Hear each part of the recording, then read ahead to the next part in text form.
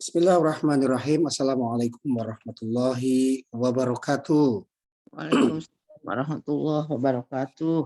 Alhamdulillahirabbil alamin. Alhamdulillahilladzi bi ni'matihi tatimmus shalihat. Asyhadu an la ilaha illallah wahdahu la syarikalah wa asyhadu anna Muhammadan abduhu wa rasuluhu alladzi la nabiyya ba'da. Qala Allah ta'ala fil Qur'anil Karim ihdinas siratal mustaqim siratal ladzina an'amta 'alaihim ghairil maghdubi 'alaihim waladdallin. Segala puji hanyalah milik Allah. Semoga Allah melimpahkan rahmat dan keberkahan di Jumat yang penuh berkah, dan semoga Allah melimpahkan kesehatan, merasakan nikmat sehat, dan mensyukuri nikmat sehat. Salawat serta salam semoga tercurah kepada junjungan Nabi Allah akhir zaman, Nabi besar Muhammad Sallallahu Alaihi Wasallam. Semoga salawat serta salam itu juga terlimpah kepada para keluarganya, sahabat, para tabi'in wa tabi'in, dan semoga salawat serta salam itu juga terlimpah kepada kita, anak cucu kita, saudara-saudara kita, siapapun yang senantiasa menjadi umatnya beliau. Ibu bapak yang dimuliakan Allah Subhanahu wa Ta'ala, mari sejenak kita doakan saudara-saudara kita yang hari ini diuji sakit oleh Allah Subhanahu wa Ta'ala. Ada titipan doa Ustadz Komarudin Holil juga sedang sakit. Ada titipan doa juga dari jamaah yang bergabung di ruangan maya ini. Allah uji dengan sakitnya, mudah-mudahan menjadi penggugur dosa, menambah keikhlasan dan kesabaran. Dan semoga Allah melimpahkan nikmat ibadah ketika merasakan indahnya sakit. Kita akan sapa dulu. Assalamualaikum Bunda Empet, Ustadz Dedi. Waalaikumsalam warahmatullahi wabarakatuh. Assalamualaikum Pak Rustam, sehat Pak? Waalaikumsalam. Alhamdulillah. Assalamualaikum buat Ibu dan Bapak yang ada di ruangan maya ini. Ustadz Dedi, saya ingin memberikan kesempatan Bunda Empet, boleh menyampaikan wejangan? Ya, boleh. Sedikit aja pengantar. Bismillahirrahmanirrahim. Assalamualaikum warahmatullahi wabarakatuh. Waalaikumsalam warahmatullahi wabarakatuh. Pertama-tama saya ucapkan terima kasih kepada Pak Rustam, Ustadz Dedi, dan Pak Muh yang memfasilitasi pagi hari ini untuk mengkaji ilmu dan untuk bersilaturahmi. Semoga kita semuanya mendapatkan rahmat dan kasih sayang Allah. Amin. Amin. Dan pada kesempatan ini kepada para jemaah tolong simak, karena ini surat Al-Fatihah itu perlu dan dibaca setiap saat kita melaksanakan ibadah sholat. Jadi harus betul-betul diresapi dan dipahami. Mudah-mudahan kali ini Ustadz Dedi menyampaikan kepada kita dan menambah wawasan untuk kita mengaktualisasikan dalam ibadah kita, dan semoga ini menjadi petunjuk ihdinas siratal mustaqim, petunjuk dari Allah untuk kita yang hadir mengikuti acara ini. Terima kasih, dengan istiqomahnya kita bisa mencari ilmu di pagi hari ini. Memang mungkin hari ini banyak yang masih ngantuk dan sebagainya, tapi ilmu dan silaturahmi ini adalah lebih penting, lebih-lebih hari ini, hari Jumat yang penuh barokah. Assalamualaikum warahmatullahi wabarakatuh. Waalaikumsalam warahmatullahi wabarakatuh. Terima kasih Bung Pet. Terima kasih Bunda Empet. Ustadz Dedi, assalamualaikum. Waalaikumsalam warahmatullahi wabarakatuh. Suara saya sudah terdengar Ustadz Muh? Jelas Ustadz? Alhamdulillah. Baik, alhamdulillah. Masih Maret pek.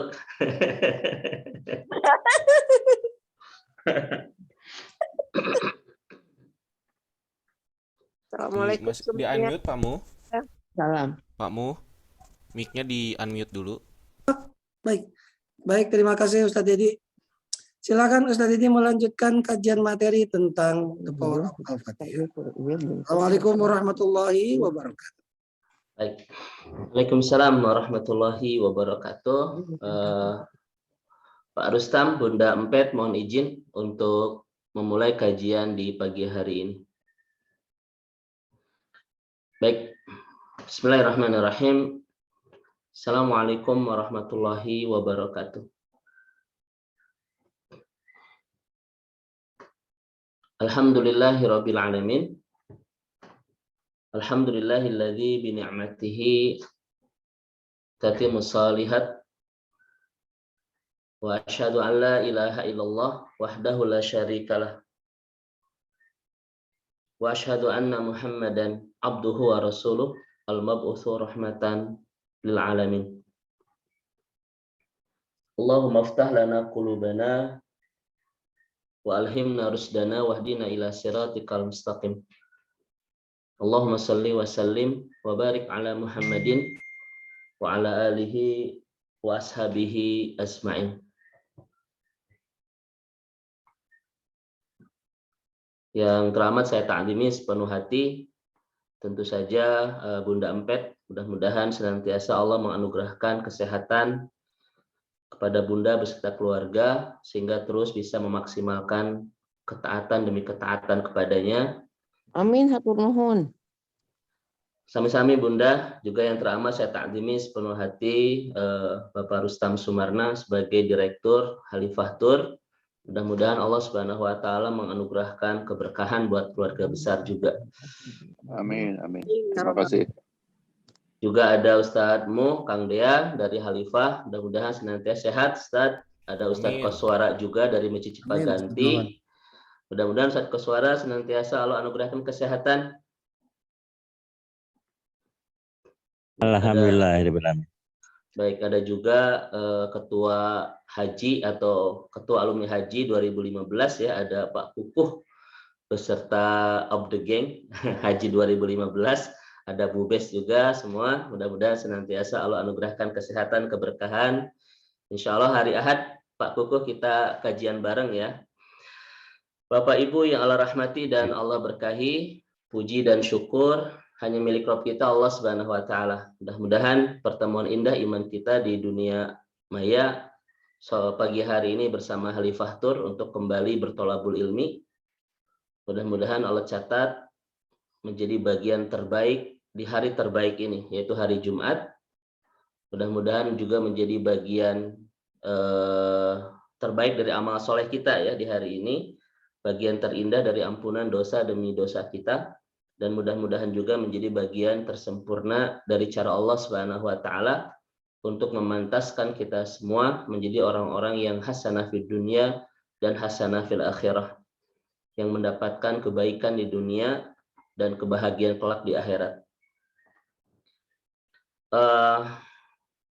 Ini adalah al-maudu ats-tsani, al-muhadarah ats-tsaniyah, pertemuan kedua membahas satu doa di dalam suratul Fatihah. Dan inilah satu-satunya doa yang diajarkan oleh Allah Subhanahu wa taala di surat teragung ini, kata Rasulullah sallallahu alaihi wasallam.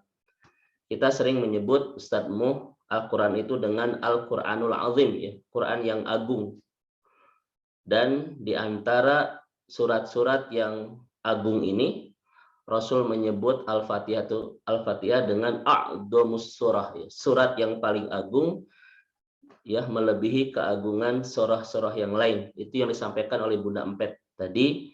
Maka memang sebelum kita mengkaji surat-surat yang lain, alangkah indah kalau kita betul-betul bisa memahami, mentadaburi, menangkap pesan-pesan ilahi di suratul Fatihah. Dan hari ini kita pembahasan sudah ke ayat 6 ya. Satu-satunya doa yang diajarkan oleh Allah Subhanahu wa taala di surah yang kita ulang setiap hari dalam sholat kita minimal 17 kali ini. Yang menarik sudah kita bahas di kajian sebelumnya Ustadz Mu, bahwa ketika agama yang lain diantaranya adalah Nabi Isa alaihissalam ya, umatnya itu kalau minta kepada Allah itu biasanya minta materi ya, minta diberikan roti yang cukup, hidangan dan lain sebagainya. Tetapi di surat Al-Fatihah ini Allah Subhanahu wa taala mengajari kita untuk meminta kepada Allah sesuatu yang bukan sekedar materi, tetapi yang melebihi dari keindahan materi, yaitu ihdinas siratal mustaqim. Nah, bahasan kita yang belum selesai Ibu dan Bapak adalah dari segala dan semua kebutuhan kita kepada Allah Subhanahu wa taala yang mungkin tidak terhitung, Pak Koswara ya. Ini kelihatan wajah-wajah yang banyak kebutuhan yang tak terhitung. Tetapi kenapa Allah Subhanahu wa taala mengajari kita cuma minta satu doa saja, padahal kebutuhan kita banyak. Ini menarik untuk kita ungkap rahasia-rahasia indahnya. Saya gali beberapa kitab tafsir, ingin menyampaikan hal ini kepada Bapak dan Ibu sekalian. Kenapa cuma ayat ini yang Allah ajarkan kepada kita untuk dipintakan kepada Allah Subhanahu wa taala di segala kebutuhan kita yang banyak, tapi cuma satu doa kita yang kita ulang setiap hari di puncak ketaatan kita kepada Allah bernama shalah. Ihdinas siratal mustaqim. Hidayahi kami ya Allah ke jalan yang lurus. Kenapa minta hidayah dan kenapa minta jalan yang lurus? Kemarin sudah kita bahas Ustaz Mu. Yang disebut dengan siratal mustaqim itu adalah apapun yang Allah berikan yang mengantarkan kita bisa pulang ke surga, itu namanya siratal mustaqim ya. Karena para ulama kalau kita lihat dalam kitab-kitab tafsirnya banyak yang menyebut siratal mustaqim itu Al-Qur'an. Siratal mustaqim itu Al-Islam. Siratal mustaqim itu adalah Allah. Siratal mustaqim itu adalah Rasulullah Shallallahu Alaihi Wasallam. Banyak sekali tafsiran dari para ulama kita. Bahkan Al-Fatihah sendiri nanti akan membahasnya di ayat terakhir itu. Siratal ladzina an'amta alaihim. Nanti kita bahas setelah kajian ini. Kesimpulannya Bapak Ibu sekalian, apapun yang Allah anugerahkan di kehidupan kita yang bisa memulangkan kita ke surga itu namanya siratal mustaqim. Boleh jadi misalnya kemarin sudah kita bahas sedikit sebagai pengulangan untuk menguatkan dan menyambungkan materi kita hari ini adalah Allah Subhanahu wa taala memberikan kita pasangan. Yang dengan pasangan ini membuat kita semakin dekat dengan Allah dan semakin yakin dan pasti langkah-langkah kita betul-betul ke surga. Maka pasangan itu adalah siratal mustaqim yang kita pinta sejak lama. Kita dihadirkan di hidup ini orang-orang yang soleh Ustaz Mu, yang dengan kesolehan komunal ini betul-betul membuat kita istiqomah dalam kebaikan ya. Kita bisa hidup bersama Allah, bersama iman. Mereka adalah siratal mustaqim yang Allah hadirkan lewat doa-doa kita, ihdinas siratal mustaqim. Ketika kita meminta kepada Allah ihdinas siratal mustaqim, Allah berikan rizki di kehidupan kita. Yang dengan rizki ini membuat kita semakin dekat dengan Allah, semakin mudah berbagi dengan orang, semakin nikmat membangun ketaatan kepada Allah Subhanahu wa taala. Itu adalah siratal mustaqim. Kesimpulan dari para ulama kita terkait salah satu makna tentang siratal mustaqim. Nah, bahasan kita hari ini adalah melanjutkan bahasan kemarin. Kenapa kita harus minta hidayah? Ihdina. Cuma ini yang kita pinta kepada Allah Subhanahu wa taala dari seluruh kebutuhan kita yang banyak. Dan permintaan ihdina ini kita ulang-ulang setiap hari kepada Allah, minta hidayah. Ada apa dengan hidayah ini? Sampai melebihi kebutuhan yang lain yang Allah ajarkan kepada kita untuk memintanya setiap sholat kita. Ihdina siratal mustaqim. Hidayahi kami ya Allah, hidayahi kami ya Allah. Kemarin sudah kita bahas dua bahasan, karena ini ada 5 bahasan. Yang pertama, Ibu dan Bapak yang Allah rahmati dan Allah berkahi. Kenapa kita cuma minta hidayah kepada Allah Subhanahu wa taala di sholat kita dan tidak meminta yang lain? Karena kata seorang muakhir al-alamiyah, al-islamiyah, seorang sejarawan berkelas dunia saat ini bernama Dr. Ali As-Salabi, beliau mengatakan a'damun ni'am wal 'ataya al-huda itu, hidayah itu adalah a'damun ni'am wal 'ataya, nikmat yang paling indah, anugerah yang paling menakjubkan, dan pemberian Allah yang paling sempurna melebihi pemberian yang lain. Itulah hidayah Ustaz Mu. Nikmat teragung, pemberian terindah, kado terspesial, dan karunia terbaik yang Allah berikan di kehidupan kita melebihi karunia-karunia yang lain. Seakan-akan Dr. Ali As-Salabi mengatakan kepada kita, tidak ada anugerah, tidak ada pemberian Allah, tidak ada nikmat yang Allah hadirkan di kehidupan kita, tidak ada kado yang Allah hadiahkan kepada kita yang lebih indah dan lebih sempurna melebihi hidayah. Ini Bapak Ibu sekalian kajian kita kemarin. Nah, kalimat ini dijelaskan oleh Syekh Asy-Sya'di. Ya. Oleh Syekh Asy-Sya'di dalam kitab tafsir beliau, kenapa hidayah itu menjadi hal terindah, menjadi karunia terbaik, pemberian Allah tersempurna di kehidupan kita melebihi pemberian-pemberian Allah yang lain. Syekh Asy-Sya'di memberikan 5 alasan Ibu dan Bapak sekalian. Dan alasan ini betul-betul meyakinkan, menjelaskan, dan menguatkan hati kita bahwa tidak ada pemberian Allah terbaik di kehidupan ini kecuali kalau Allah sudah berikan di kehidupan kita bernama hidayah. Tidak ada pertemuan terindah di kehidupan kita, Ustazmu, melebihi pertemuan-pertemuan yang lain kecuali ketika hati kita sudah bertemu hidayah. Ya. Tidak ada hari terbaik yang kita miliki Ustadzmu di kehidupan ini kecuali hari di mana kita sudah menemukan hidayah. Maka Bapak Ibu yang Allah rahmati dan Allah berkahi, kalau ada di kehidupan kita Ustadzmu yang harus kita rayakan selain hari raya pernikahan kita, pernikahan Ustadzmu dan istri maksudnya begitu ya, dan kita mah belum pernah menikah. Kalau harus ada hari yang harus kita rayakan setiap tahun Bapak Ibu, selain hari kelahiran kita, hari pernikahan kita, walaupun memang tidak ada anjuran untuk merayakannya, ada satu hari lagi Bapak Ibu yang harus kita rayakan. Karena hari itu hari spesial, melebihi hari kelahiran dan hari pernikahan.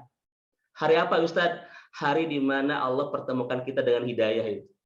Itu hari yang tidak ada yang paling indah kecuali hari itu. Dan keindahan hari di mana kita menemukan hidayah, itu keindahannya melebihi hari kelahiran kita, melebihi hari pernikahan kita Ustadzmu. Cuma masalahnya adalah ketika ditanya, Pak, kapan Bapak hijrah atau menemukan hidayah? Irahanya Ustadz hilap deh.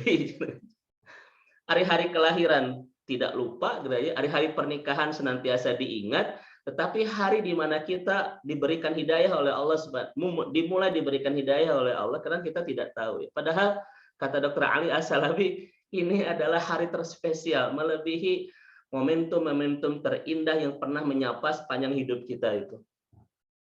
Nah gitu Bapak Ibu, walaupun memang tidak ada sunnahnya kita untuk merayakan hari-hari tersebut. Seakan-akan bahwa kita ketemu hidayah ini Ustadzmu, itu pertemuan biasa. Tidak Bapak Ibu sekalian. Pertemuan kita dengan hidayah itu lebih indah, melebihi pertemuan kita dengan pasangan. Kenapa? Karena pasangan belum tentu membawa kita bahagia di surga. Tetapi kalau kita sudah menemukan hidayah, ini adalah rute dan jalan terbaik satu-satunya yang akan mengantarkan kita pulang ke surga itu. Ini Bapak Ibu sekalian. Tetapi Bapak Ibu jangan bingung ya, irahanya dapat hidayah. Jangan. Itu hanya masukan saja ya. Jangan sampai saya ketika ngisi Bapak Ibu cuma ngahulang iraha aja gitu. Baik. Saya akan berikan alasan baru dua Ustadzmu kemarin ya, karena terputus koneksi di bulan di minggu kemarin. Pertama, Bapak Ibu, dari 5 alasan yang disampaikan oleh Sya'di, kenapa hidayah itu menjadi anugerah terindah di kehidupan kita, melebihi anugerah-anugerah Allah yang lain, melebihi ke anugerah materi, anugerah pasangan dan lain sebagainya. Yang pertama, Ibu dan Bapak yang Allah rahmati dan Allah berkahi, saya percepat karena sudah diulang kemarin. Karena hidayah itu yursyidul ibadahu ila jami'il manafi. Kalau Allah sudah hantarkan hidayah dan hujamkan hidayah kepada kehidupan seseorang, dan kalau Allah sudah menyapa hati orang dengan indahnya hidayah, maka orang ini Ustadzmu akan senantiasa tergerak untuk ringan melaksanakan ketaatan kepada Allah.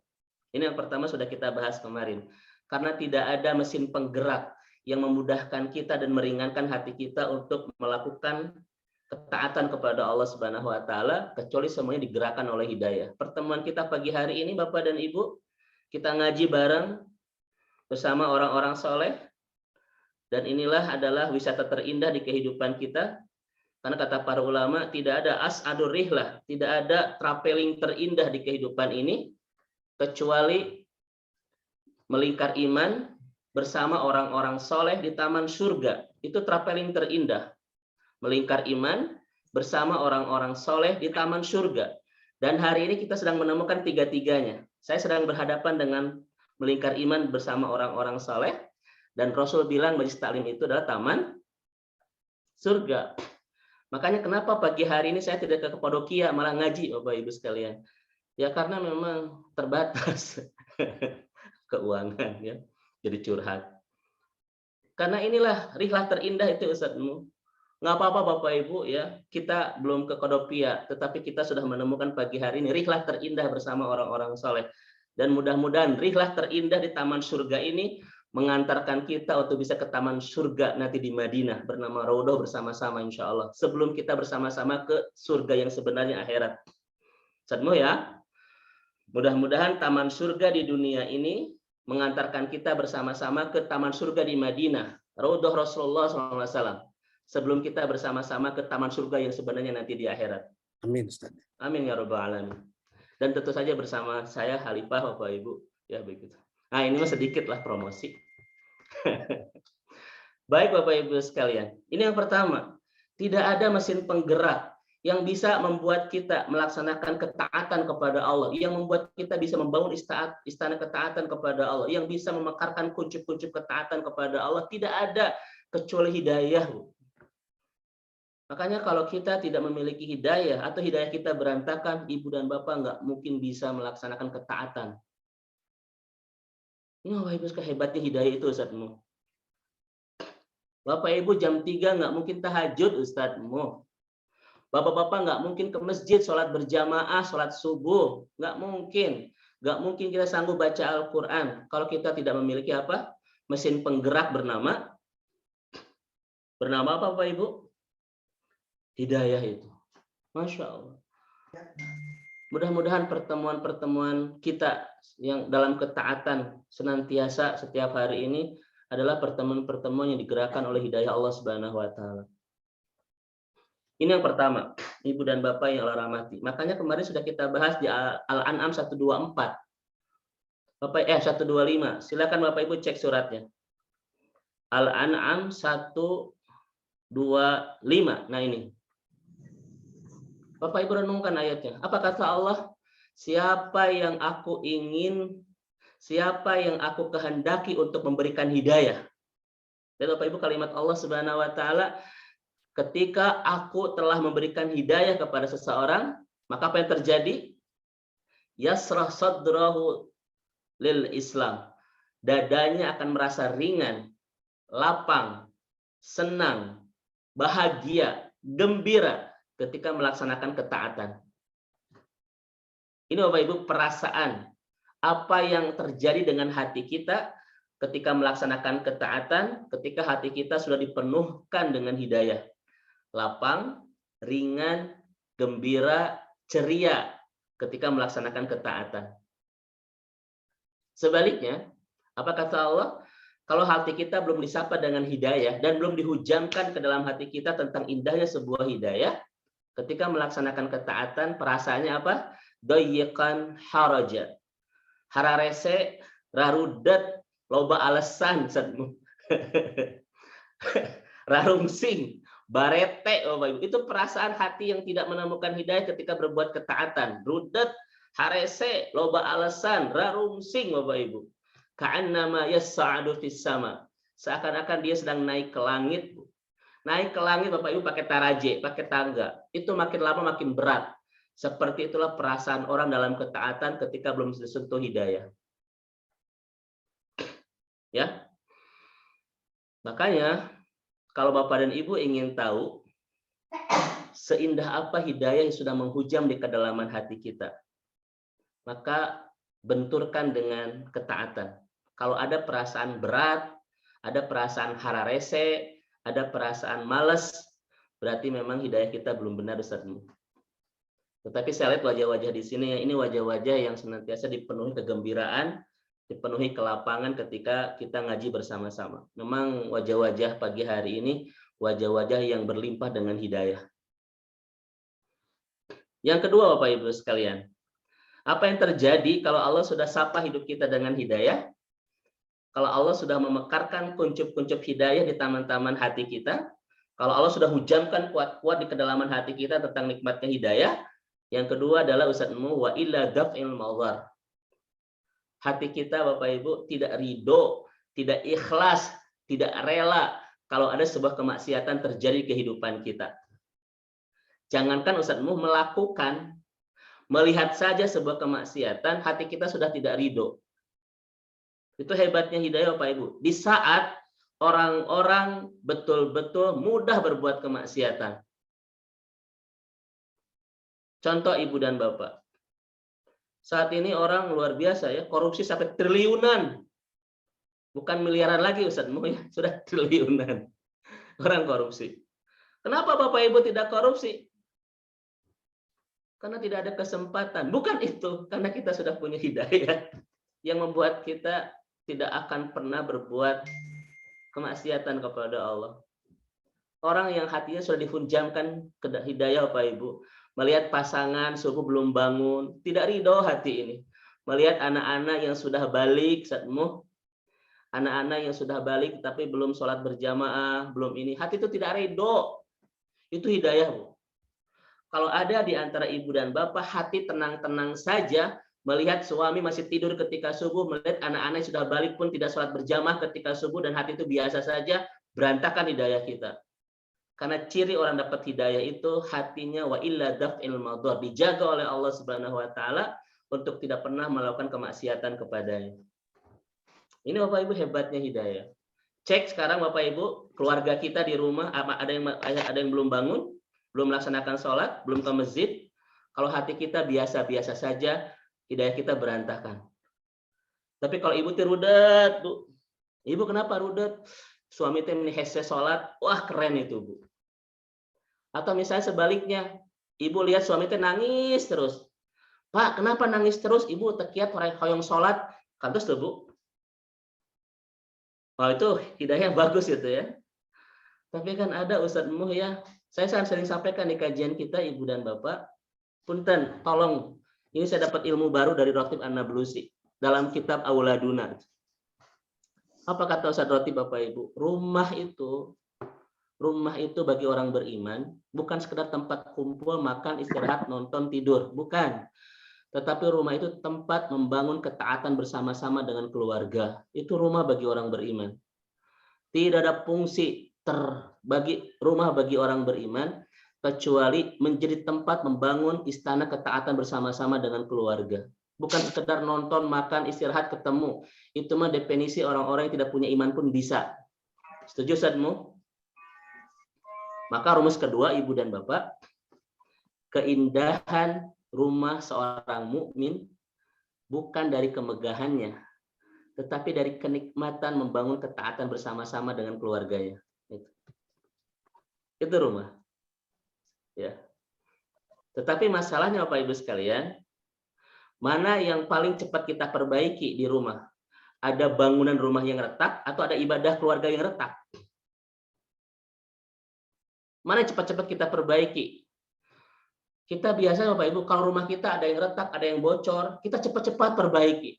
Tetapi ketika kita ada ibadah keluarga yang retak, Bu, yang bocor, kita malah hari-hari. Apa hari-hari itu bahasa Indonesia, itu bahasa India. Kenapa kita tidak resah dengan keretakan ibadah keluarga, tetapi hati kita resah kalau ada rumah yang retak, segera diperbaiki. Ada yang bocor, segera diperbaiki. Dinding yang retak, segera diperbaiki. Itu Bapak Ibu ya. Tapi ibadah keluarga kita yang retak, yang bocor, kita tidak ada hati resah sehingga kita cepat-cepat memperbaiki. Padahal rumah Bapak dan Ibu keindahan bagi orang beriman bukan dari kemegahannya, tetapi dari kenikmatan membangun ketaatan bersama-sama dengan keluarganya. Itu Bapak Ibu. Coba saya punten Bapak Ibu, pilih Bu. Rumah yang sempit tidak nikmat ibadah, atau rumah yang megah nikmat ibadah, pilih biar cepat. Rumah megah nikmat ibadah. Alhamdulillah. Mudah-mudahan kita semua Bapak Ibu sekalian diberikan oleh Allah Subhanahu wa taala rumah yang megah yang di dalamnya kita bisa merasakan nikmatnya ibadah. Karena kata Rasulullah SAW, min sa'adatil mar'i, termasuk penunjang kebahagiaan itu adalah al-maskanul wasi, punya rumah yang luas. Salam Bapak Ibu. Rasul mengatakan min sa'adatil mar'i al-maskanul wasi. Termasuk penunjang kebahagiaan itu adalah rumah yang luas. Bayangkan Bapak dan Ibu, rumah kita luas, kemudian di dalamnya kita nikmat ibadah, keren nggak Ustadzmu? Iya maker mah SSS, sangat sempit, sisi sawah sekali. Di dalamnya kita tidak membangun ibadah bersama-sama. Rudet Bapak sekali. Makanya pilih rumah yang luas, nikmat ibadah, daripada yang sempit, kita tidak nikmat ibadah. Mudah-mudahan sekali lagi Ibu dan Bapak dikasih rumah, Bu. Karena punten Ustadzmu, izah seorang suami adalah bisa merumahkan yang nikmat ibadah bagi keluarganya. Salam Ibu. Kemuliaan seorang suami adalah merumahkan keluarganya untuk nikmat ibadah bersama-sama. Itu ijazah seorang laki-laki. Makanya kalau seorang laki-laki belum bisa merumahkan, itu belum punya ijazah. Allah, Ustaz saya masih ngontrak rumah. Saya kan tidak ngebahas masalah kontrakan dan milik Bapak Ibu ya. Yang jelas kemuliaan seorang laki-laki itu bisa merumahkan agar keluarga merasakan nikmat ibadah bersama-sama. Bapak, saya juga lama Bapak Ibu menjadi kontraktor sejati ya, kemana-mana ngontrak. Dan Allah sudah memberikan rumah, dan saya fokuskan rumah ini betul-betul bisa menjadi nikmat ibadah ya. Baik, ini yang kedua. Sekarang kita masuk yang ketiga Bapak Ibu sekalian. Kenapa Dr. Ali As-Salabi mengatakan dalam kitabnya bahwa anugerah itu nikmat terindah dalam kehidupan kita melebihi nikmat yang lain? Karena kata Sya'di, kalau orang sudah menemukan hidayah, yahdihim ila taufiq. Allah hantarkan, Allah tunjukkan kepadanya untuk menemukan taufik. Untuk menemukan taufik. Mari kita ulas sedikit Ibu dan Bapak sekalian. Kata Sya'di, kalau kita sudah menemukan hidayah, yahdihim ila taufik, kita akan dihantarkan untuk menemukan taufik. Makanya selalu ada kebersamaan antara taufik dan hidayah. Karena yang mengundang hadirnya taufik adalah hidayah. Hidayah itu sebab, taufik itu musabab Ustazmu. Tidak mungkin hadir taufik ketika kita belum menemukan hidayah.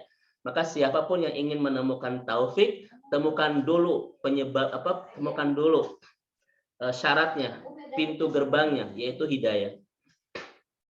Sekarang pertanyaan kepada Bapak dan Ibu, apa bedanya taufik dan hidayah?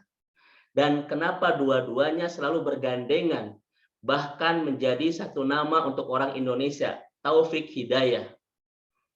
Kalau ada di antara kita, Bapak Ibu namanya taufik hidayah, itu pasti pembulu tangkis. Kan ada semua ya, taufik hidayah itu pembulu tangkis Indonesia.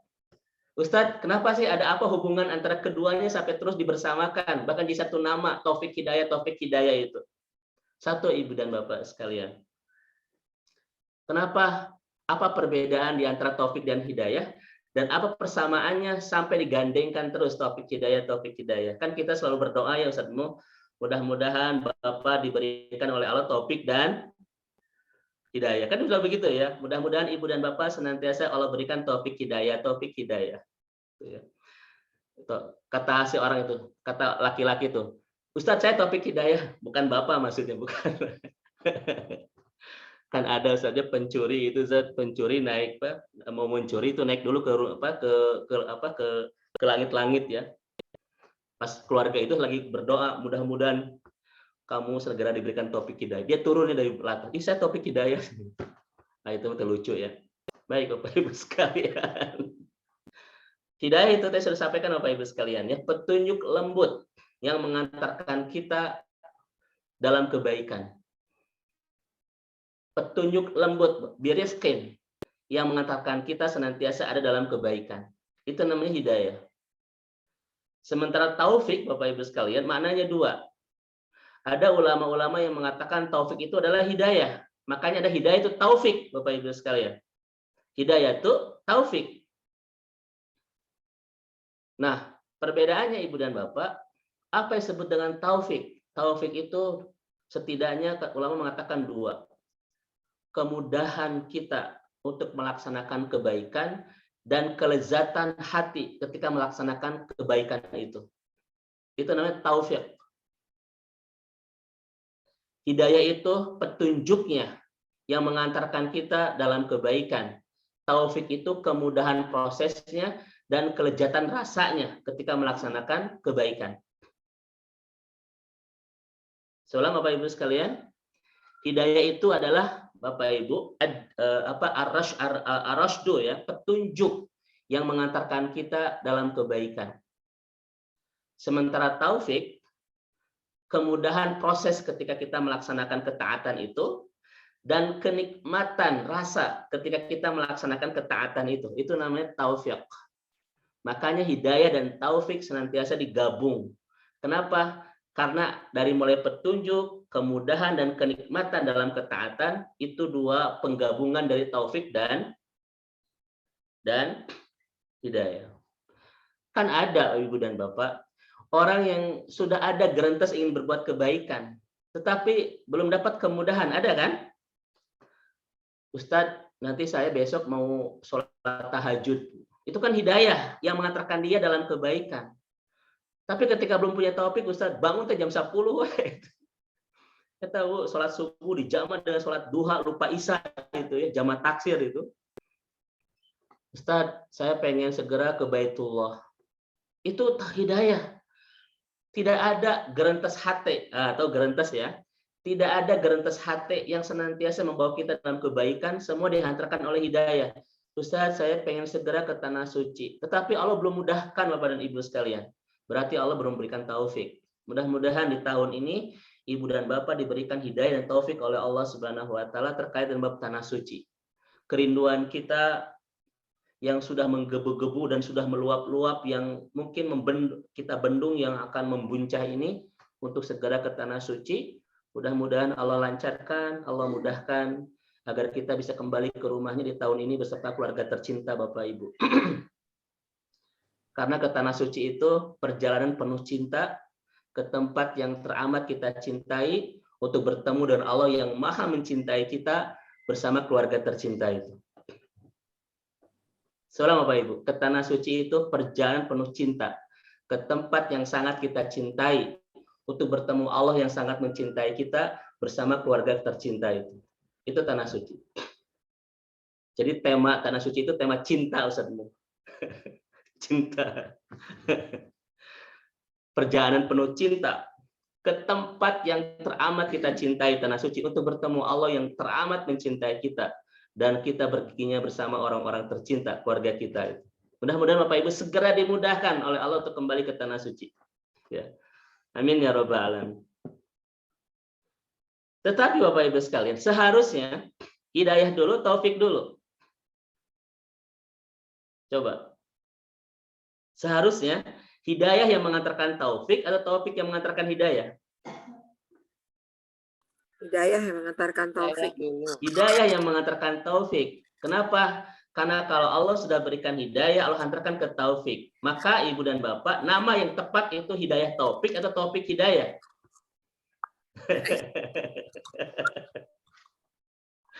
Yang tepat bukan taufik hidayah Ustazmu, tapi hidayah taufik. Kenapa? Karena hidayahlah yang mengantarkan kita menemukan kemudahan dan kenikmatan dalam ketaatan. Maka siapa yang di sini, betul Bu Dokter, yang namanya taufik hidayah, mari kita ubah hidayah taufik. Pasti tenakan. Karena kebiasaannya sudah taufik hidayah ya. Nah ini Bapak dan Ibu, kenapa kita butuh ketika berdoa taufik hidayah, taufik hidayah? Karena dua nama ini saling melengkapi. Hidayah petunjuk dalam ketaatannya, taufik kemudahan ketika melakukannya, dan kenikmatan ketika merasakannya itu. Hidayah taufik. Mudah-mudahan Ibu dan Bapak yang Allah rahmati dan Allah berkahi, senantiasa hidup kita berlimpah dengan hidayah taufik ini. Ini Bapak dan Ibu, mari kita lihat hadisnya nih. Hadis riwayat Imam Ahmad Bapak dan Ibu sekalian ya. Ketika Allah mengatakan, sudah saya sampaikan di kajian sebelumnya, saya percepat. Kalau Allah sudah berikan kebaikan kepada seorang hamba, as-salahu, Allah kasih madu. Wa ma'as-salahu ya Rasulullah. Apa yang disebut dengan madu itu ya Rasulullah SAW? Kata Rasulullah SAW, yuwafiquhullahu amalan salihan qabla mautihi. Dalam hadis riwayat Imam Ahmad, orang yang dikasih madu itu adalah orang yang diberikan taufik untuk melaksanakan amal soleh sebelum kematiannya. Artinya, dia sudah merasakan kemudahan, kenikmatan di dalam ketaatan sebelum kematian. Mudah-mudahan Ibu dan Bapak, Allah anugerahkan taufik, yaitu kenikmatan dalam ketaatan sebelum datang kematian. Itu taufik Bapak dan Ibu. Karena banyak Ustazmu, orang yang sudah dijemput dengan kematian sebelum merasakan lezatnya dalam ketaatan. Ada Bapak Ibu sekalian? Ada yang masih mendadak. Masya Allah itu Bapak Ibu. Betapa banyak orang yang dijemput oleh kematian sebelum dia merasakan nikmatnya dalam ketaatan. Berarti dia belum mendapatkan apa Bapak Ibu? Taufik itu. Taufik itu. Ya.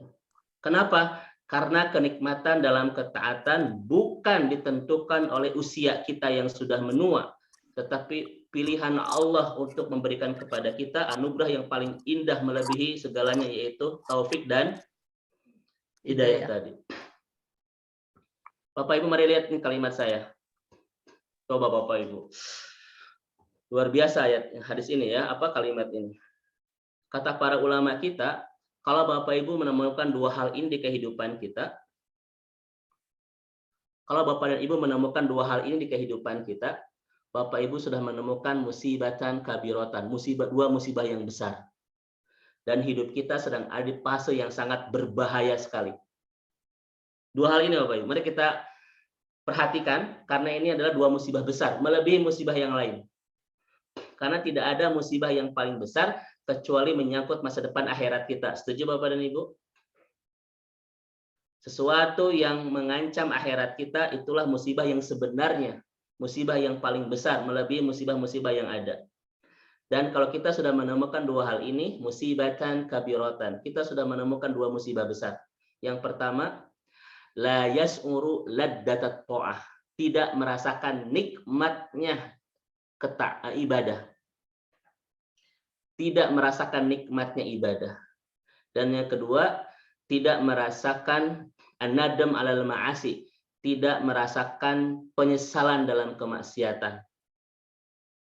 Jadi kalau orang sudah tidak merasakan kenikmatan dalam ketaatan dan penyesalan dalam kemaksiatan, maka orang ini sudah mendapatkan musibatan kabirotan, dua musibah besar. Pertama apa Bu? Tidak merasakan kenikmatan dalam ketaatan. Yang kedua, tidak merasakan penyesalan dalam kemaksiatan. Pertanyaannya, ada nggak orang yang sampai saat ini belum merasakan kenikmatan dalam ketaatan? Banyak. Kita melakukan ketaatan Ustadz Koswara, tapi tidak ada kenikmatan apa-apa. Tahajud, asa hambar, ngaji pun asa tidak ada rasanya, makanya nyarande itu ngaji itu ya. Punten kana nyarande. Ngaji, baca Al-Qur'an pun tidak ada rasanya. Ada loh orang kayak begitu, Bapak Ibu. Itu musibah besar. Dan musibah yang kedua adalah tidak merasakan penyesalan dalam kemaksiatan. Pertanyaannya, kenapa disebut musibah besar?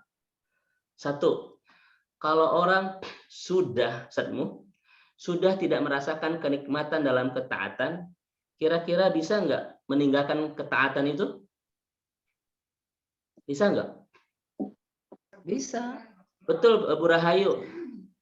Karena kemudahan meninggalkan ketaatan diakibatkan oleh kemudahan meninggalkan ketaatan itu disebabkan karena belum merasakan kenikmatan dalam Ibadah. ketaatan. Ada nggak orang yang tidak bisa tahajud? Bukan karena tidak sehat, bukan karena tidak ada waktu, tetapi dia belum menemukan kenikmatan apa-apa dari tahajud. Itu loh Ustaz. Ada nggak laki-laki yang tidak bisa ke masjid sholat berjamaah? Bukan karena rumahnya jauh, bukan karena hujan badai, gelombang, bukan karena apa-apa. Karena laki-laki ini belum merasakan kenikmatan apa-apa di masjid. Mau ibu bersama suami, yang suami ini belum merasakan kenikmatan ibadah kepada Allah? Udah jadi mikir dulu ya. Mau nggak ya? Kan itu ya Bu ya. Nauzubillah min dalik. Betul Bu. Ada nggak yang pagi ini punya waktu yang sama, punya kuota, punya wifi, tetapi tidak bisa ngaji? Karena dia belum merasakan kenikmatan apa-apa dalam kajian. Betul nggak Ustadzmu? Maka kalau orang belum menemukan kenikmatan dalam ketaatan, dia akan mudah meninggalkan ketaatan itu. Semua orang yang mudah meninggalkan ketaatan disebabkan karena dia belum merasakan kenikmatan dalam ketaatan itu. Makanya itu bahaya banget Bapak dan Ibu. Yang kedua, ada nggak orang yang tidak menyesal dalam kemaksiatan? Dalam bahasa kita mah innocent, wajah tanpa dosa. Tidak merasa berdosa ketika berdosa. Bayangin Bapak Ibu sekalian. Kenapa orang yang tidak merasakan penyesalan dalam kemaksiatan itu musibah besar? Karena dia akan terus mengulang-ulang kemaksiatan itu. Betul Bapak Ibu? Dan itu musibah besar. Ya. Memang Ustadz ada gitu orang yang tidak menyesal dalam kemaksiatan? Ada. Ketika syuur imannya sudah lumpuh. Alarm imannya sudah mandul. Ya. namanya fitrahnya itu sudah dikotori dengan banyak dosa. Maka ketika dia berbuat kemaksiatan, semakin tidak ada rasa penyesalan dalam kemaksiatan itu. Asa biasa, weh. Ada nggak orang Bapak Ibu yang menganggap ghibah itu dosa kecil? Ada, Bu. Yang menganggap ghibah itu dosa kecil. Padahal itu dosa besar, memakai bangkai loh Bapak Ibu sekalian. Memakan bangkai itu. Dan bangkai hukumnya apa? Haram. Pertanyaan kedua, ada nggak orang yang tidak merasa berdosa ketika berghibah? Ada, Ustaz.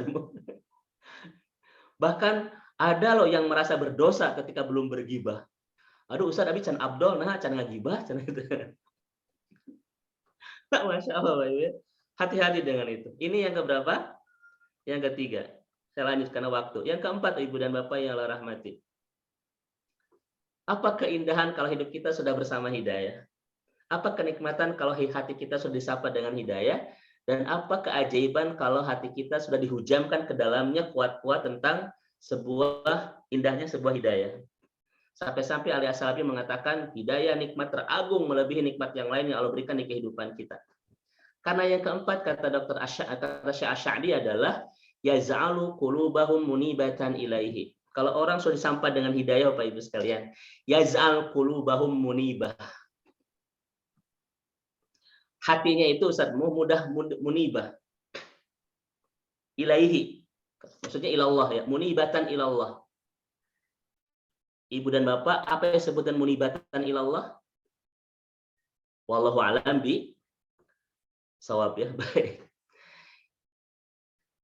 Kalau orang sudah disapa dengan hidayah, hatinya akan munibatan ilallah. Apa arti munibatan ilallah itu? Mudah kembali kepada Allah.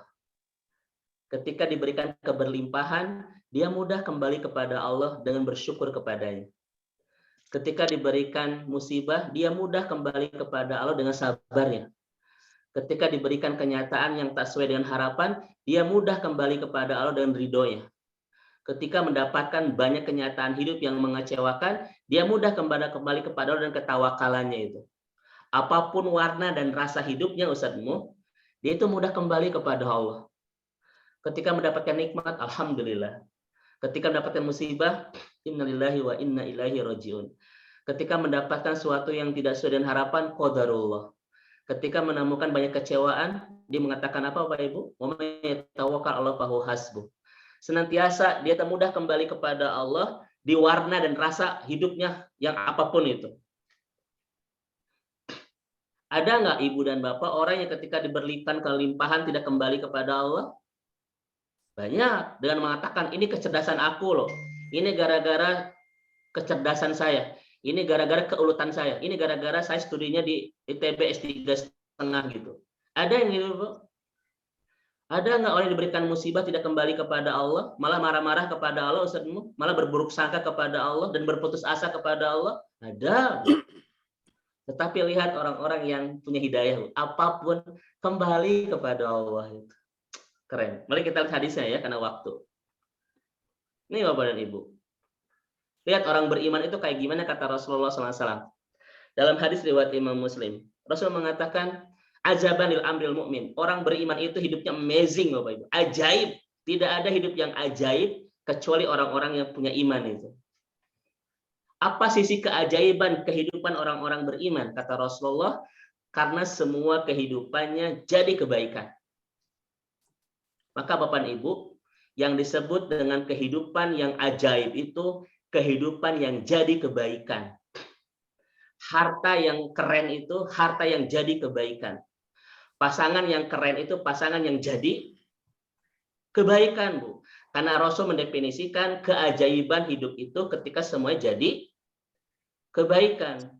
Kalau ibu punya suami yang keren, tetapi bersama dia tidak membawa kita dalam kebaikan, nggak keren itu, Bu.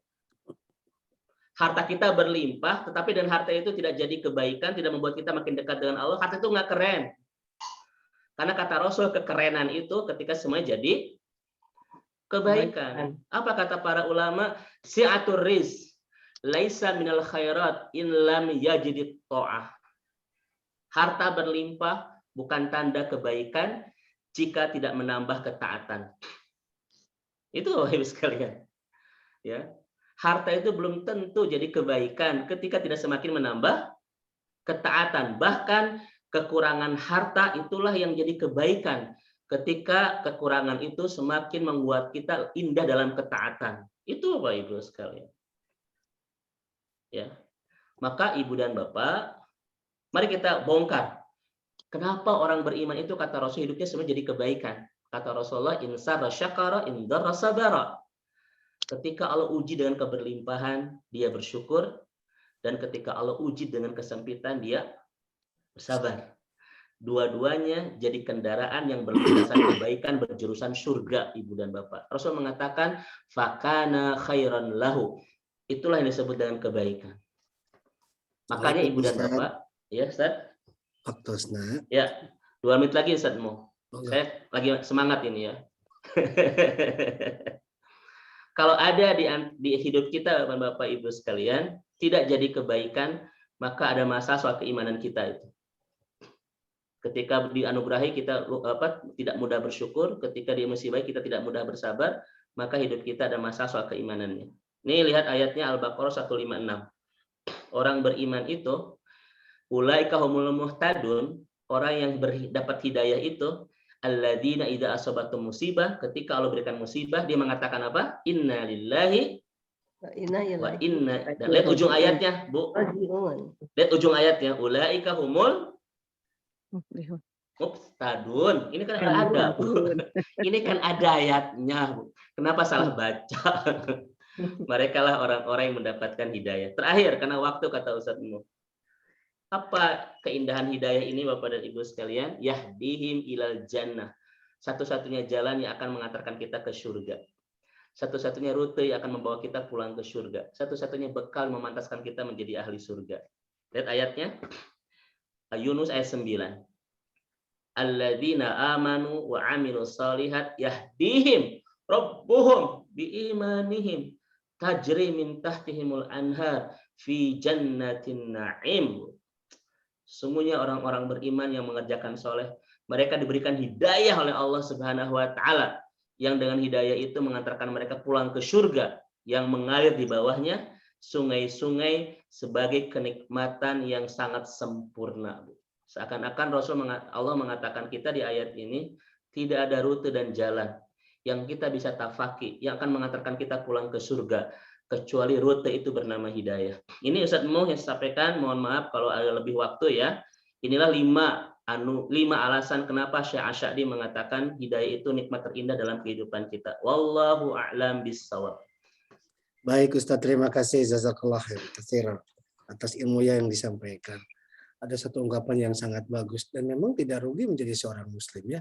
Ketika bersyukur, alhamdulillah lagi binikmati tatimmus shalihat.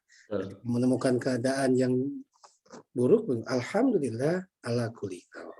Baik Ibu Bapak yang dimuliakan Allah Subhanahu wa taala, Kang Dea, apa yang bisa mau sampaikan sebelum pertanyaan? Ibu Bapak mohon maaf kita kasih waktu sampai jam 6:15 ya, Ustaz ya. Baik. Enggak, Ustaz. Ini informasi dana kajian subuh dan Khalifah berbagi. Khalifah berbagi sudah ditutup kemarin tanggal 31 ya. Sedekah kajian subuh, alhamdulillah jazakallah khairan bagi yang sudah menyampaikan sedekahnya berjumlah Rp509.000. Ini update tadi per tanggal 4 Februari ya kan ya. Terima kasih Bapak yang saya dimuliakan Allah atas sedekahnya, mudah-mudahan menjadi pahala yang tidak terputus. Baik Kang Dea, dan catat tanggalnya Bapak Ibu yang dimuliakan Allah, umroh program Malipah di tanggal 6 dan 20 Maret 2022 ya. Petugas sudah siap di kolom chat dan ini adalah harganya untuk harga quad, triple dan double. Insya Allah menggunakan Garuda Indonesia untuk penerbangan ke Tanah Suci. Tak perlu menunggu berumur, daftarkan segera untuk kerabat, saudara, Bapak Ibu untuk mendaftar di haji khusus karena masa tunggunya hanya 7 tahun ketimbang haji reguler. Ya, usia 12 tahun sudah bisa mendaftar, akan tetapi usia keberangkatan di usia 18 tahun. Dan ini adalah masa tunggu di berbagai daerah di Indonesia, salah satunya Jawa Barat. Sekarang masa tunggu untuk haji reguler 21 tahun. Jadi daftarkan segera bagi anak, putra, putri, kerabat, saudara yang usianya di atas 12 tahun.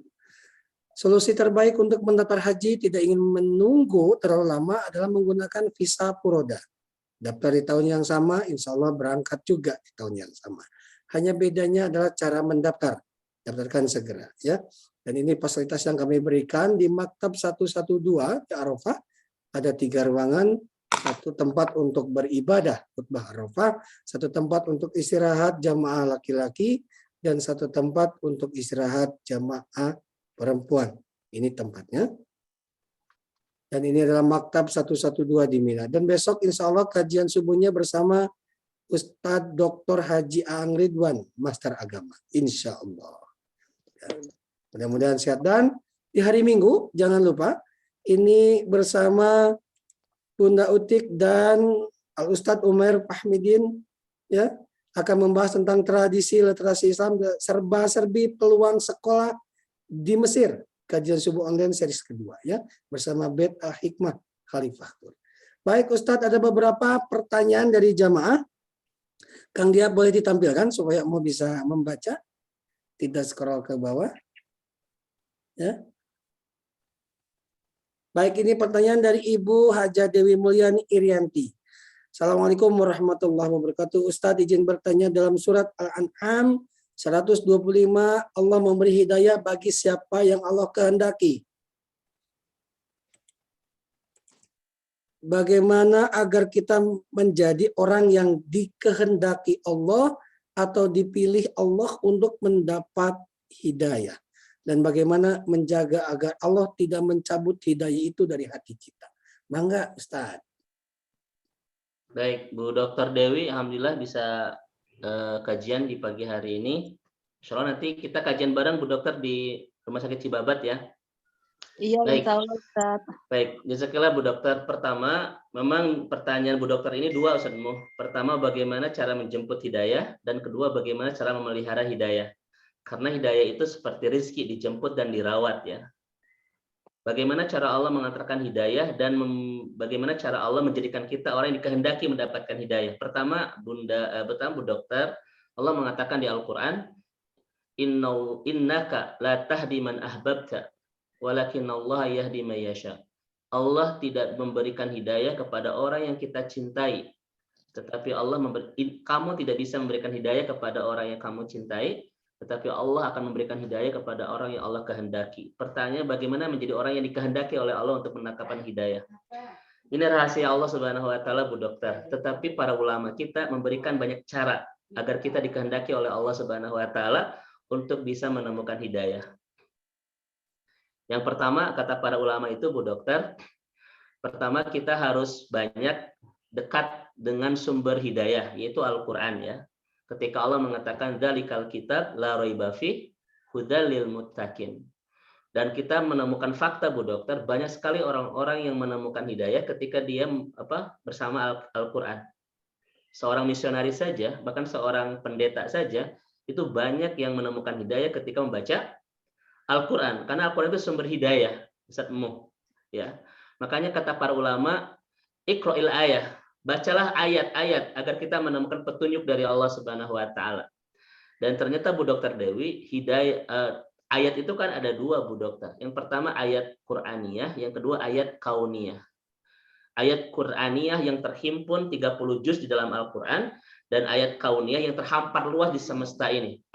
Makanya lihat Ustazmu, banyak orang yang menemukan hidayah ketika membaca ayat-ayat Qur'aniyah bersama Al-Qur'an.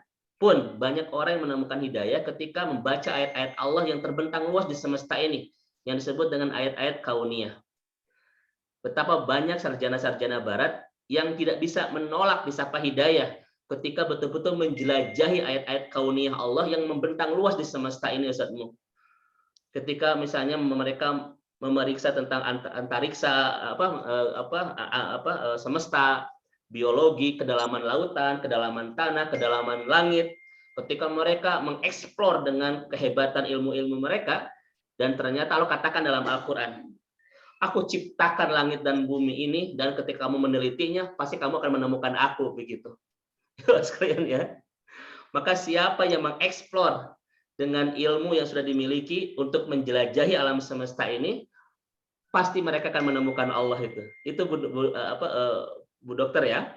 Masya Allah itu. Dan faktanya saya ada 2 jilid kitab di rumah para ilmuwan Barat ya yang menemukan Allah, maksudnya menemukan hidayah ketika mereka mengeksplor dengan ilmu mereka menjelajahi semesta ini.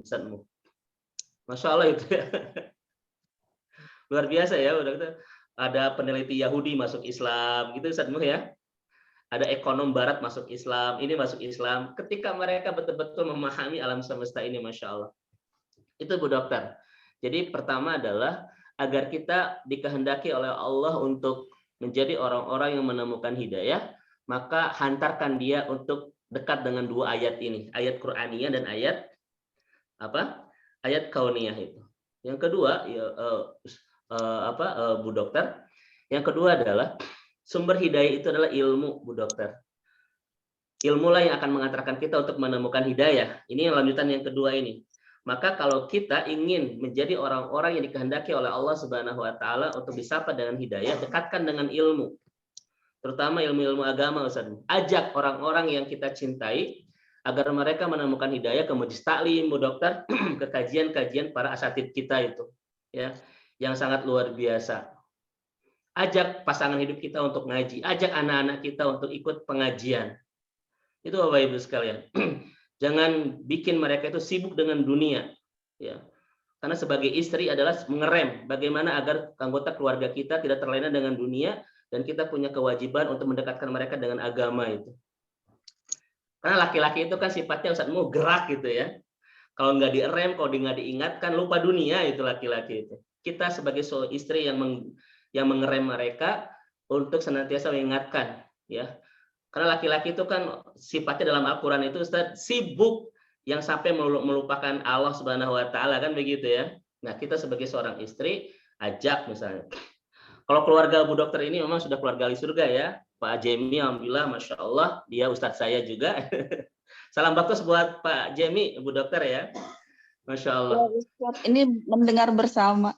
Oh, salam baktos Pak Jemi, mudah-mudahan senantiasa tidak bosan mengajari saya selalu ya. Masya Allah. Kebalik Ustadz. Bapak Ibu, inilah kita ajak dengan ilmu, ajak bersama sumber hidayah, ajak ke majelis-majelis taklim taman-taman surga seperti ini ya. Dan yang terakhir tentu saja Ibu dan Bapak ya Allah rahmati dan Allah berkahi, bagaimana cara kita dilayakkan untuk mendapatkan hidayah bersungguh-sungguh. La jahadu fina wa jahadu lana fina ladahndiyanahum subulana. Al-Qur'an hidayah tidak Allah hantarkan kecuali kepada orang yang tidak sungguh-sungguh. Kita sebagai pengantar hidayah sungguh-sungguh, dan orang yang ingin dikehendaki oleh Allah untuk mendapatkan hidayah pun dia harus bersungguh-sungguh. Sungguh-sungguh untuk terus dekat dengan sumber-sumber hidayah. Sumber hidayah itu adalah ilmu. Sumber hidayah itu adalah Al-Quran. Sumber hidayah itu adalah alam. Itu bisa menjadi sumber-sumber hidayah di kehidupan kita. Ajak bagi orang-orang yang saat ini sudah merasakan nikmat hidup bersama hidayah. Jangan euforia dengan kenikmatannya. Jangan autis untuk terus merasakan kenikmatan hidayah sendirian. Tapi bagikanlah kenikmatan hidayah itu kepada saudara-saudara kita, orang-orang yang kita cintai yang saat ini belum merasakan nikmat hidup bersama hidayah. Ini kewajiban kita bersama Ustaz Mu.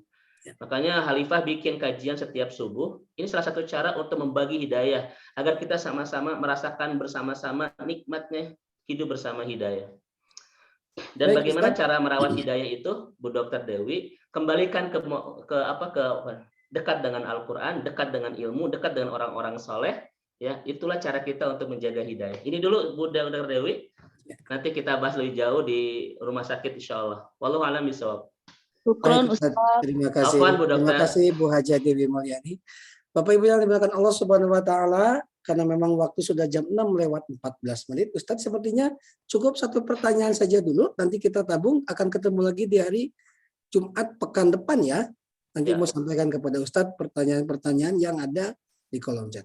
Bapak Ibu yang dimuliakan Allah, persiapkan jiwa dan diri kita menghadapi bulan Ramadan, tinggal beberapa bulan ya. 60 hari itu tidak akan lama. Persiapkan agar kita bisa menyambut, menikmati hidangan Allah, jamuan Allah di kala Ramadan tiba. Bahkan sebelum Ramadan tiba, auranya harus sudah masuk dulu ya, agar kita bisa menikmati setiap gerak untuk beribadah. Ustadz, terima kasih atas kajian materinya, para bunda, para guru yang ada hadir di ruangan maya ini. Terakhir, Ustadz boleh dibimbing doa sebelum mau tutup? Di-unmute dulu Ustadz boleh? Ibu dan Bapak, betul kata Ustadz Mu, kita sudah masuk bulan Rajab, dan Rajab ini bulan hurum ya, bulan yang sangat diharamkan oleh Allah Subhanahu wa taala, dan Allah berpesan dalam Al-Qur'an wala tudlimu anfusakum. Kita hindari berbagai hal yang menyebabkan kepada kemaksiatan. Yang kedua adalah innallaha ma'al perkuat kebersamaan kita dengan Allah Subhanahu wa taala, apalagi dikaitkan dengan Ramadan. Persiapan terbaik Ramadan itu adalah Rajab dan Sya'ban. Rajab adalah bulan menyiram, Sya'ban bulan menanam, dan Ramadan bulan menuai. Apa yang akan kita tuai? Sesuatu yang kita tanam di bulan ini. Mudah-mudahan Ibu dan Bapak sudah fokus untuk menyambut Ramadan dengan persiapan hati terbaik, amal terbaik, ilmu terbaik, kesehatan terbaik, dan lain sebagainya. Mudah-mudahan Allah lancarkan kita untuk ketemu Ramadan tahun ini dengan bisa memberikan karya-karya terbaik amal soleh kita sebelum kepulangan kita ya. Wallahu a'lam bishawab. Mari kita berdoa Bapak dan Ibu sekalian dengan sama-sama memperbanyak kalimat istighfar. Astagfirullahaladzim. Astagfirullahaladzim. Astagfirullahaladzim. Mari kita ucapkan hamdalah bersama-sama. Alhamdulillahirabbil alamin. La ilaha illa anta huwal hayyul qayyum wa atubu ilaik. Ya fatiris samawati wal ardh ya muqallibal qulub ya dzal jalali wal ikram. Ya Allah ya Rahman ya Rahim. Kami mohon kepadamu, jadikan yang hadir bersama kami di kajian pagi hari ini adalah hamba-hambamu yang layak dan pantas kau ampuni segala kehilafannya, kau bersihkan segala dosa-dosanya. Mudah-mudahan ya Allah jadikan yang hadir bersama kami di kajian pagi hari ini adalah hamba-hambamu yang layak kau sakinahkan rumah tangganya, yang kau bahagiakan pernikahannya, yang kau solehkan keturunannya. Jadikan yang hadir bersama kami di kajian pagi hari ini adalah hamba-hambamu yang layak kau berkahi rezekinya, pekerjaannya, bisnisnya, dan seluruh kehidupannya ya Allah. Jadikan yang hadir bersama kami di kajian pagi hari ini adalah hamba-hambamu yang layak kau anugerahkan hidayah kepada keluarga tercintanya ya Allah, agar bisa bersama-sama membangun nikmatnya ketaatan bersama keluarga tercinta. Jadikan yang hadir bersama kami di kajian pagi hari ini adalah hamba-hambamu yang semuanya dipantaskan menjadi ahli surgamu. Andaikan sudah tiba saatnya kami pulang kepadamu ya Allah, pulangkan kami semua di puncak kebahagiaan hidup bersamamu, di puncak kenikmatan mencintaimu, dan di puncak kelezatan ibadah kepadamu. Rabbana la tuzigh qulubana ba'da idh hadaitana wa hab lana min ladunka rahmah innaka antal wahhab. Dan jadikan yang hadir bersama kami di kajian pagi hari ini adalah hamba-hambamu yang ketemu kembali dengan Ramadan tahun ini dan bisa mempersembahkan karya-karya terbaik dan terindah amal soleh sebagai bekal terbaik pulang ke akhiratmu ya Allah. Rabbana atina fid dunya hasanah wa fil akhirati hasanah wa qina adzabannar. Subhana rabbika rabbil izzati amma yasifun wassalamun alal mursalin walhamdulillahi rabbil alamin. Assalamualaikum warahmatullahi wabarakatuh. Waalaikumsalam warahmatullahi wabarakatuh. Terima kasih Pak Ustadz Didi. Bapak Ibu yang dimuliakan Allah, mohon izin menyampaikan berita duka innalillahi wa inna ilaihi raji'un. Orang tua dari mertuanya Ibu Dewiana karyawan Khalifah meninggal dunia di Lampung. Mudah-mudahan terima segala amal ibadahnya ya. Amin. Dan demikian, terima kasih Pak Ustadz Didi, Bunda Upet, Pak Haji Rustam Sumarna, Pak Ustadz Koswara, dan ibu bapak yang lain yang hadir di ruangan maya ini yang tidak bisa disebutkan satu persatu. Mudah-mudahan sehat di Jumat berkah. Mari jangan lupa seluruh aktivitas bersedekah terlebih dahulu. Saya yang bertugas Muhammad Mo, kita tutup ucapkan hamdalah. Alhamdulillahirrahmanirrahim. Subhanaka Allahumma wa bihamdika asyhadu alla ilaha anta astaghfiruka wa atubu ilaik. Mohon undur diri. Wassalamualaikum warahmatullahi wabarakatuh.